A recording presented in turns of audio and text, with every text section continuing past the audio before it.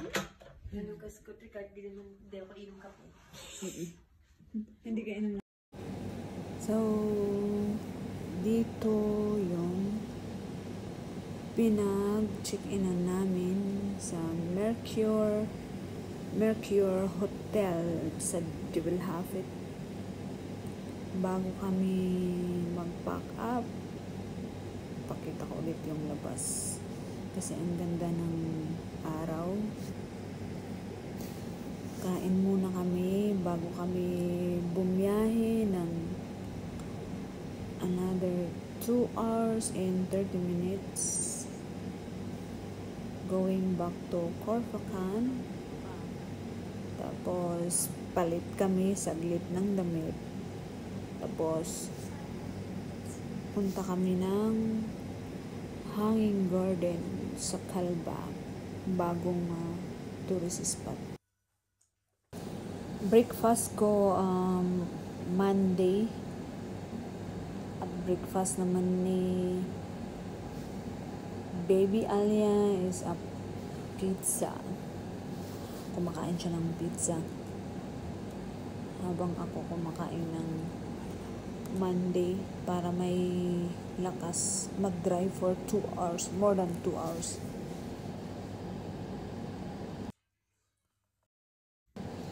Ayan ang aking daughter kumakain ng pizza.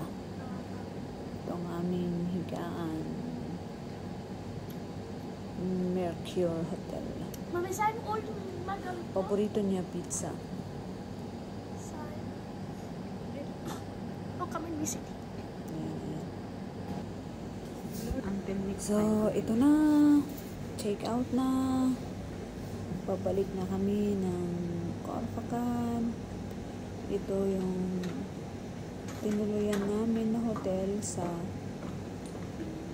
pinakatap ng bundok dito sa Al Ain, Jebel Hafid.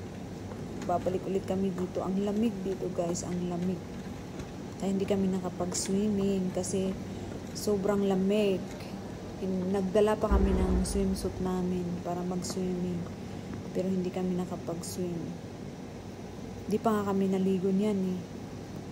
Sa Corfacan na lang kami maliligo kasi sobrang lamig talaga. Nasa ano kasi siya. Nasa mountain siya kaya yun, malamig sa lugar na to. Sarap bumalik dito. Balik kami dito para makapag-swim kami kasi hindi kami nakapag-swim. Maganda siya. Ito yung mga gusto kong pasyalan na lugar. Ayaw ko sa mall. Ayaw ko yung crowded place. Gusto ko talaga yung mga ganitong pasyalan. Yung mga lake, ganyan. Forest, farm, mga ganyan gusto kong mapuntahan. Ayan, punta na kami ng parking. Ito na. Pababa ulit kami. Hindi na ako nagpalit. Kaya nakapajama pa rin ako. Tinakpan ko na lang ng abaya. Ayan, make-up lang. Hilamos, toothbrush, make-up. Hindi na nagpalit ng damit, nakapajama. Ito ang Al Ain Road. Ayan. Walang sasakyan masyado sa ganitong oras sa umaga. Kaya medyo mabilis yung pagtakbo natin. Kasi malayo pa yung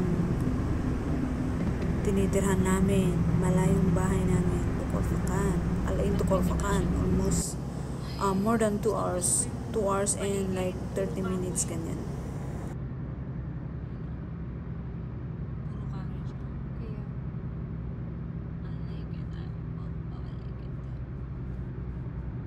Parang buhay na buhay yung tunay.